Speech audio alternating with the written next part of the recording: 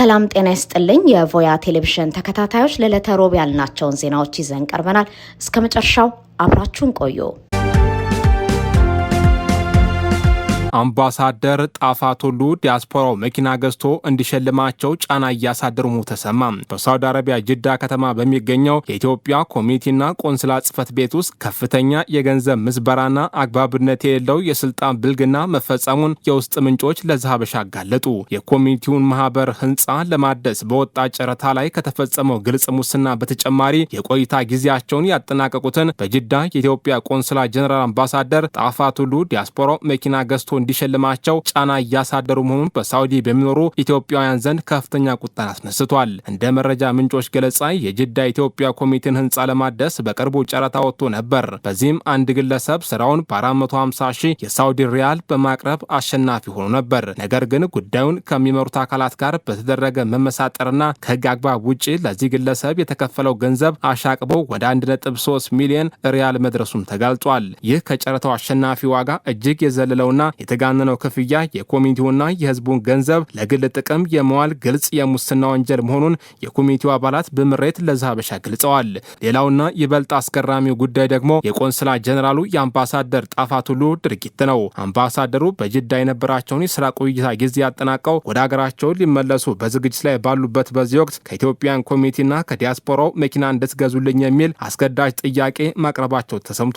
ይህንን ጫና ተከትሎም የጅዳ ኢትዮጵያውያን ኮሚኒቲ ከህዝብ ገንዘብ ላይ 20 ሺህ ሪያል ለግሷል። ድርጊቱ በዚህ ብቻ ሳያበቃ በመካ፣ ጂዛን፣ አብሃና መዲና የሚገኙ ሌሎች ኢትዮጵያውያን ኮሚቴዎችም ለአምባሳደሩ መኪና መግዣ የሚሆን ተጨማሪ ገንዘብ እንዲያሰባስቡ ግዳጅ ወርቆባቸው በማሰባሰብ ላይ ይገኛሉ። ይህ አይነቱ የህዝብና የኮሚቴ ገንዘብን ለግለሰቦች መሸለሚያ የመዋል አሰራር በሳውዲ አረቢያ የኢትዮጵያ ዲፕሎማሲ ሚስዮኖች ውስጥ የተለመደና መዋቅራዊ የሆነ መምጣቱም አሳሳቢ ሆኗል። ስማቸው እንዲገለጽ ያልፈለጉ የኤምባሲ ሰራተኞች እንዳጋለጡት ከዚህ ቀደም በሪያድ የነበሩት የቀድሞ አምባሳደርም የስራ ቆይታ ጊዜያቸውን አጠናቀው ሲመለሱ በተመሳሳይ መልኩ ከህዝብና ከኮሚቴው በተሰበሰበ ዳጎስ ያለ ገንዘብ የቅንጦት መኪና ተገዝቶላቸው መሄዱም የቅርብ ጊዜ ትውስታ ነው። በጅዳ የኮሚቴ እድሳት ስም የተመዘበረው ከ1.3 ሚሊዮን ሪያል በላይ የሆነው የህዝብ ገንዘብና ዲፕሎማቶች ቆይታቸውን ሲያጠናቅቁ መኪና ግዙልን እያሉ በስደተኛው ኢትዮጵያዊ ላይ የሚያሳድሩ ጫና መንግስትና የሚመለከታቸው የጸረ ሙስና አካላት በአስቸኳይ ጣልቃ ገብተው ምርመራ እንዲያደርጉ የሚያስገድድ ነው። በውጭ ሀገር በከባድ የጉልበት ስራ የሚኖረው ዜጋም ያወጣው ገንዘብ በግለሰቦች ኪስ ሲገባና ባለስልጣናትን ማሞካሻ ሲውል ዝምታ መመረጡ በዲፕሎማሲው ዘርፍ ላይ ያለውን የስነ ምግባር ውድቀት ፍንትው አድርጎ የሚያሳይ ነው ሲሉ የፖለቲካና የዲፕሎማሲ ታዛቢዎች ይገልጻሉ። ኢትዮጵያ ሎተሪ አገልግሎት በሀገሪቱ ውስጥ ህጋዊ ፈቃድ ያለው የስፖርት ውድድር ወይም ስፖርትስ ቤቲንግ ድርጅት አለመኖሩን አስታወቀም። የኢትዮጵያ ሎተሪ አገልግሎት ዛሬ ረቡዕ ከሰዓት በኋላ ባወጣው ይፋዊ መግለጫ አንዳንድ የስፖርት ውድድር ወይም ስፖርት ቤቲንግ ድርጅቶች ስራቸውን እንዲቀጥሉ ህጋዊ ፈቃድ እንዳገኙ በማስመሰል በማህበራዊ ሚዲያ የሚያሰራጩት መረጃ ሐሰት መሆኑን ገልጾ በአሁኑ ጊዜ በኢትዮጵያ ውስጥ በህጋዊ ፈቃድ የሚሰራ ምንም አይነት የስፖርት ውድድር አገልግሎት አለመኖሩን አስታውቋል። የኢትዮጵያ ሎተሪ አገልግሎትና የገቢዎች ሚኒስቴር መንግስትን ከ100 ቢሊዮን ብር በላይ አሳጥተዋል በሚል ምክንያት ከ7 ወራት በፊት በስፖርት አወራራሽ ድርጅቶች ላይ የፈቃድ ስረዛና የባንክ ሂሳብ እግድ መጣላቸው ይታወሳል። ይህንን የመንግስት ውሳኔ በመቃወም ሁለገብ ኦንላይን ሶሉሽን ኃላፊነቱ የተወሰነ የግል ማህበር ወይም ሁሉ ስፖርት የኢትዮጵያ ሎተሪ አገልግሎትንና የገቢዎች ሚኒስቴርን በመክሰስ ጉዳዩን ወደ ፌዴራል ከፍተኛው ፍርድ ቤት ወስዶት ነበር። ጉዳዩን ሲመለከት የቆየው የከፍተኛው ፍርድ ቤት ሰኔ 15 ቀን 2018 ዓ.ም በሰጠው ውሳኔ የሎተሪ አገልግሎት ያሳለፈውን የፈቃድ ስረዛ ውሳኔ የሻረ ሲሆን ተቋማቱ በፌዴራል አስተዳደር ስነ ስርዓት አዋጅ ቁጥር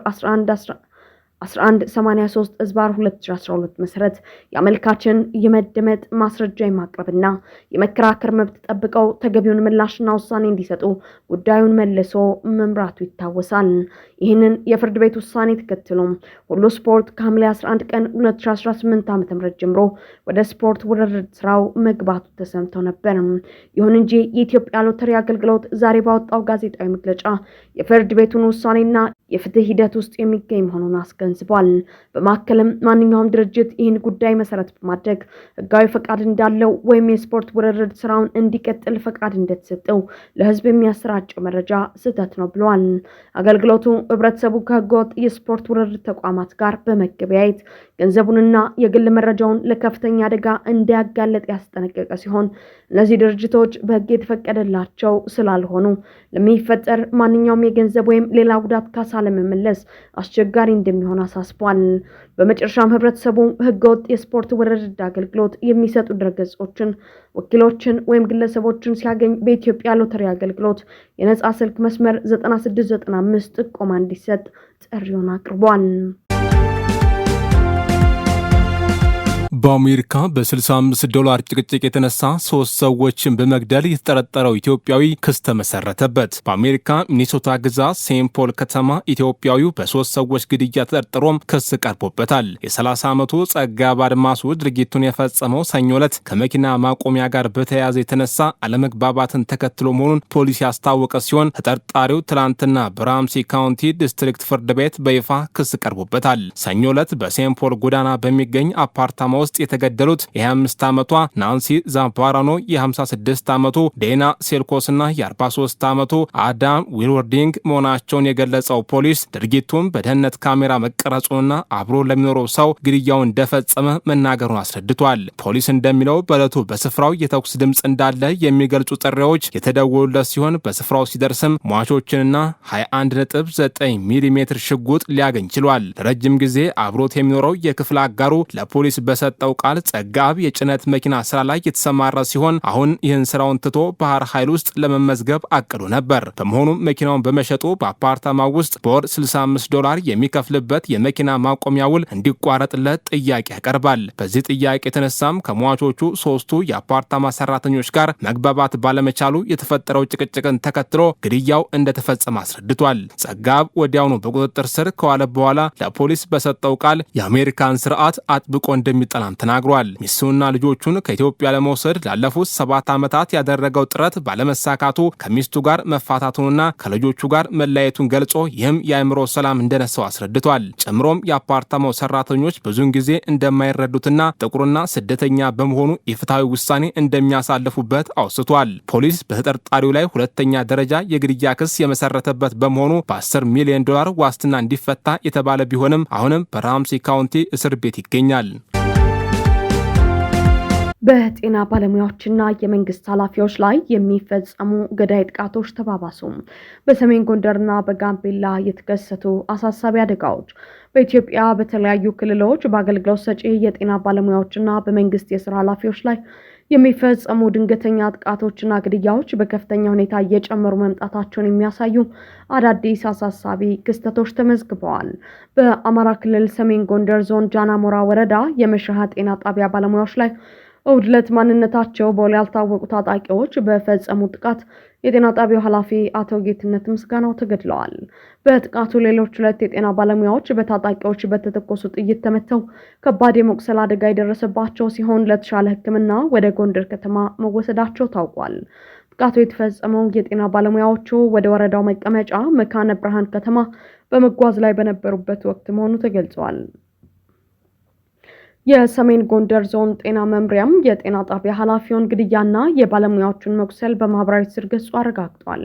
የድርጊት በግጭት ቀጠናዎች የህዝብ ህይወት ለማዳን የሚተጉ የህክምና ባለሙያዎች ላይ የተደቀነውን ከባድ የደህንነት ስጋት ፍንትው አድርጎ የሚያሳይ ሆኗል። በሌላ በኩል በጋምቤላ ክልል ኢታንግ ልዩ ወረዳ ውስጥ ታጣቂዎች ትላንት በአንድ ተሽከርካሪ ላይ በከፈቱት ተኩስ አንድ የኢታንግ ልዩ ወረዳ አስተዳደር ኃላፊ መገደላቸው ተሰምቷል። ታርፓም ከተባለች ከተማ ወደ ኢታንግ ከተማ ሲጓዝ በነበረ ተሽከርካሪ ላይ በታጣቂዎች በተፈጸመ በዚህ ጥቃት ሌሎች 2 የመንግስት ሰራተኞች መቁሰላቸው ታውቋል።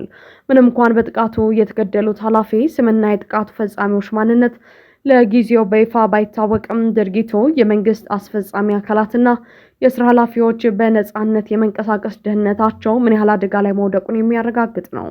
በንጹሃን የጤና ባለሙያዎችና በመንግስት ሰራተኞች ላይ የሚፈጸሙ እነዚህ ተደጋጋሚ ጥቃቶች በየአካባቢው ያለውን የህግ ማስከበርና የደህንነት መዋቅር ድክመት የሚያሳዩ ከመሆናቸውም በላይ መሰረታዊ የማህበራዊና የመንግስት አገልግሎቶች ሙሉ በሙሉ እንዳይቋረጡ ከፍተኛ ስጋት ደቅነዋል። ግብጽ በህዳሴ ግድብ የመረጃ ልውውጥ አለመኖሩ ሱዳን ያልተጠበቀ የውሃ ፍሰት እንዲገጥማት አድርጓላለች። የግብጽ ውሃ ሀብትና መስኖ ሚኒስትር ሃኒ ሳዊላም በኢትዮጵያ ታላቁ የህዳሴ ግድብ አሰሪ ስምምነትና የመረጃ ልውውጥ አለመኖሩ በሱዳን ውስጥ ያልተጠበቀ የውሃ ፍሰት እያስከተለ መሆኑን ተናገሩ። ሚኒስትሩ ትላንት ማክሰኞ ምሽት ኤምቢሲ ምስር ከተሰኘው ቴሌቪዥን ጣቢያ ጋር በስልክ ባደረጉት ቃለ ምልልስ የአባይ ውሃ ፍሰት ከዓመት ዓመት ከቀን ወደ ቀንና በተለያዩ ወቅቶች ውስጥ መዋዠቅ እንደሚያጋጥመው ገልጸዋል። ሲናገሩ የውሃው ፍሰት ዘንድሮ ዝቅተኛ ሆኖ በሚቀጥለው ዓመት ደግሞ ከፍተኛ ሊሆን ይችላል። ምንም እንኳን ሳይንሳዊ ቀመር የሚያስፈልገው ቢሆንም 7 ዓመት የውሃ ድርቅ ተፈጥሮ በሚቀጥለው 7 ዓመት ደግሞ በጎርፍ የሚያጥለቀልቅበት ሁኔታ አለ ያሉት ሚኒስትሩ ኢትዮጵያ ያለ ህጋዊ አሰሪ ስምምነት በአባይ ወንዝ ላይ የገነባቸው ግድብ ወደ ሱዳን በሚገባው ውሃ ፍሰት ላይ ተጽዕኖ መፍጠሩን ገልጸዋል። ጨምረውም በሱዳን በሚገኝ ግድብ ለሚሰራ ሰው የገጠመው ብላክ ቦክስ ነው። ይህ ማለት ስምምነት ወይም መረጃ ማጋራት ባለመኖሩ ምን ያህል መጠን ያለው ውሃ እንደሚመጣ አያውቁም ብለዋል። በዚህ የተነሳ የሱዳን ግድቦች ላይ የሚሰሩ ሰዎች የውሃ ማጠራቀሚያውን መጠን ለቅድመ ጥንቃቄ ሲሉ ዝቅ ለማድረግ መገደዳቸውን አስረድተዋል።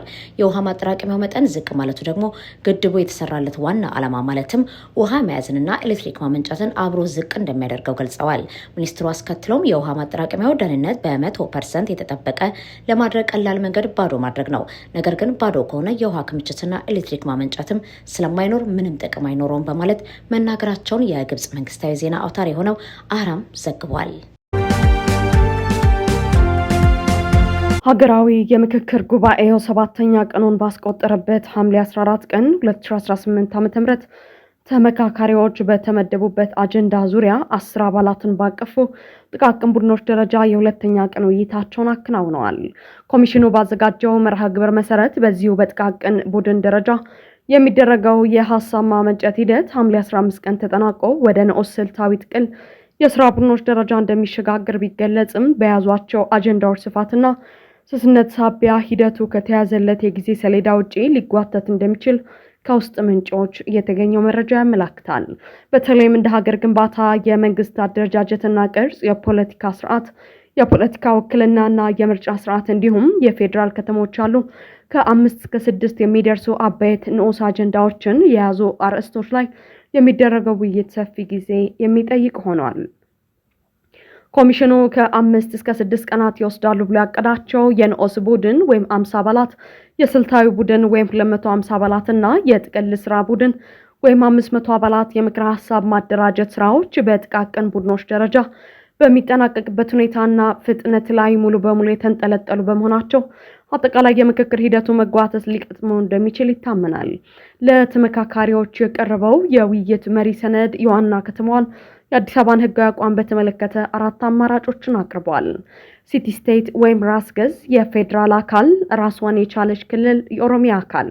ተመካካሪዎች እነዚህን 4 አማራጮች ገምግመው ምክረ ሀሳብ እንዲያመነጩ የተጠየቁ ሲሆን ከነዚህ ውጪ ተጨማሪ አማራጭ ማቅረብ ስለመቻሉ ሰነዱ የጠቀሰው ነገር የለም።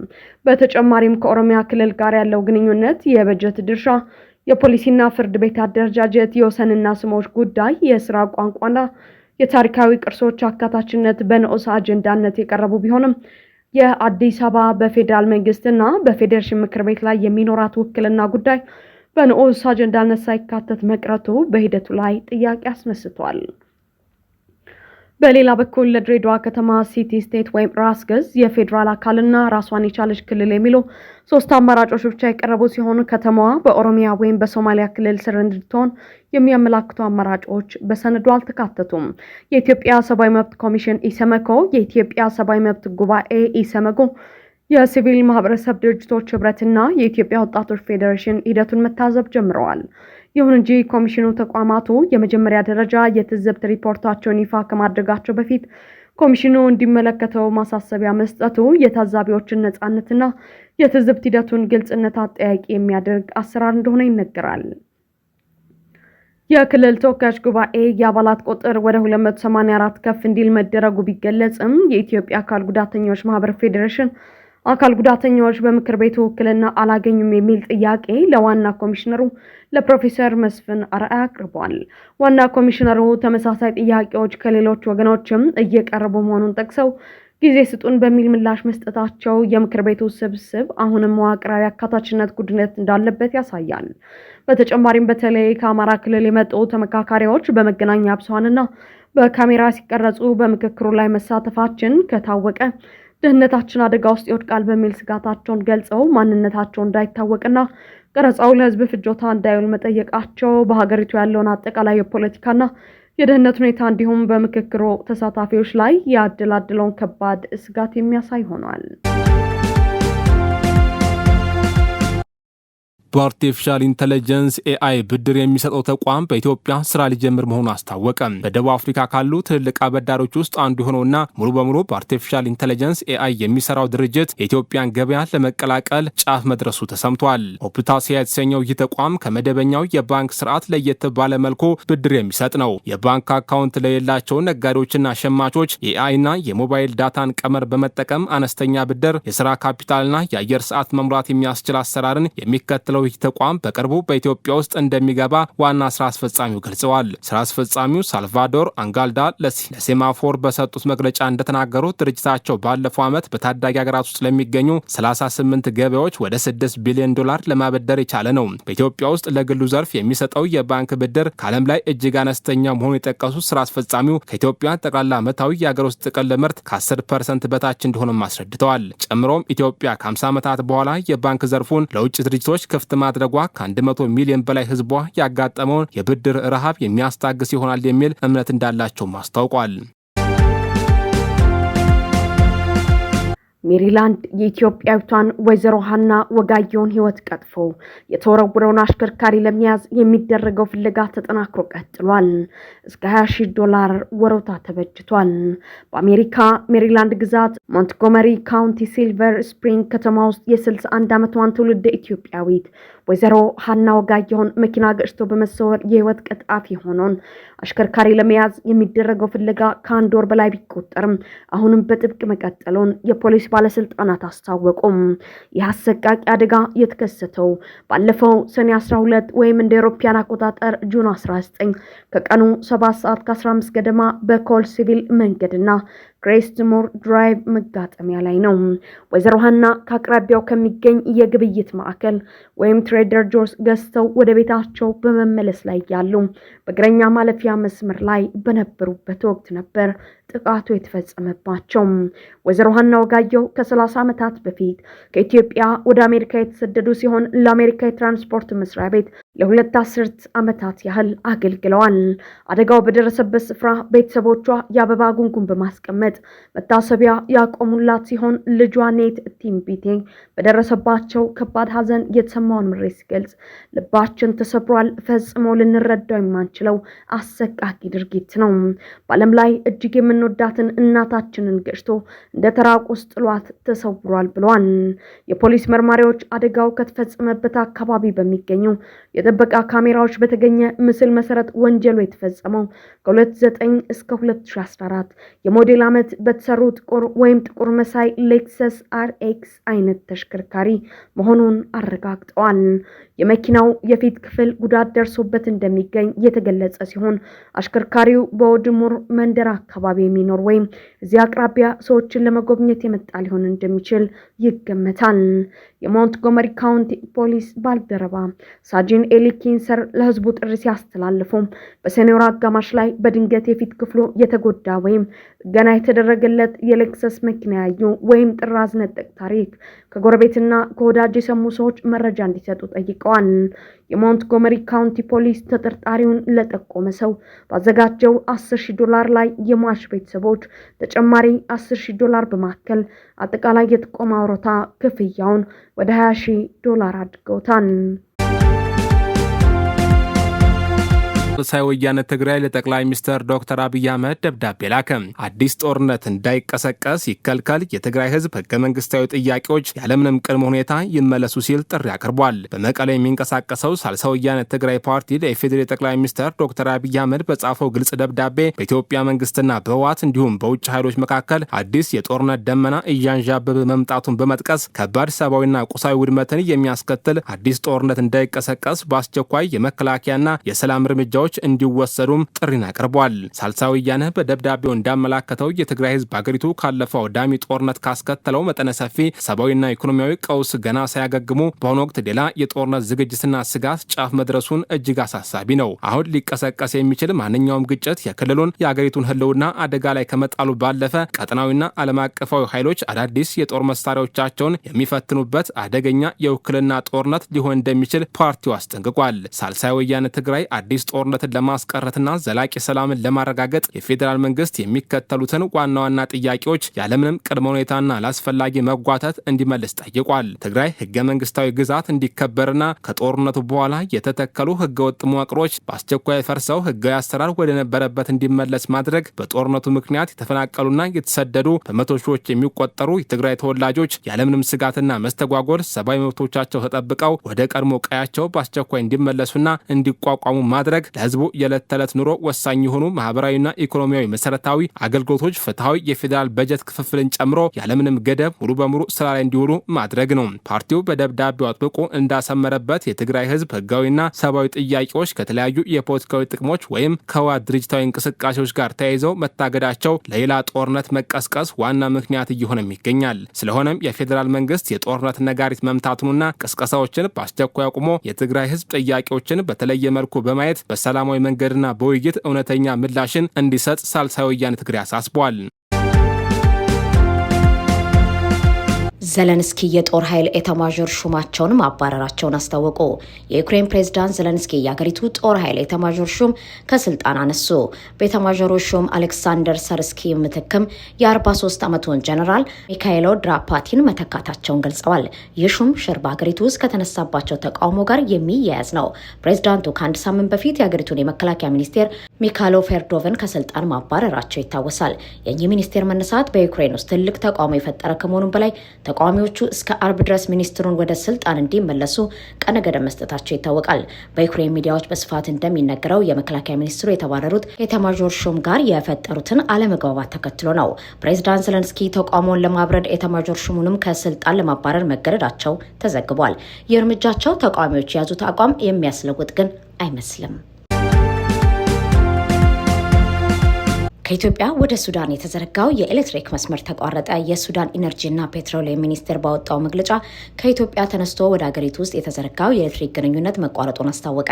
መስመሩ የተቋረጠው ከውስብስብ የቴክኒክ የአሰራርና የደህንነት ምክንያቶች ጋር በተያያዘ መሆኑን ገልጾ በተጨማሪም ነጻ በወጡ አካባቢዎች ነዋሪዎች ከመመለሳቸው፣ የግብርናና የኢንዱስትሪ ዘርፎች ስራ ከመጀመራቸው ጋር ተያይዞ ፍላጎት በመጨመሩ የኃይል ጭነት በመብዛቱና ገመዶች በመቆረጣቸው መሆኑን አስረድቷል።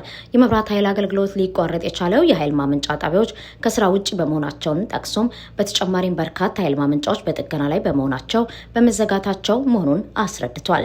እንዲሁም በኃይል ማመንጫዎች ማስተላለፊያዎችና ኔትወርኮች ላይ ያነጣጠሩ ጥቃቶች፣ ስርቆቶች፣ ሴራዎችና ሌሎችም ሆን ተብለው የተፈጸሙ ደባዎች የሀገሪቱን ኃይል ማመንጫ አቅምና መረጋጋት ችግር ውስጥ መክተታቸውን ገልጿል።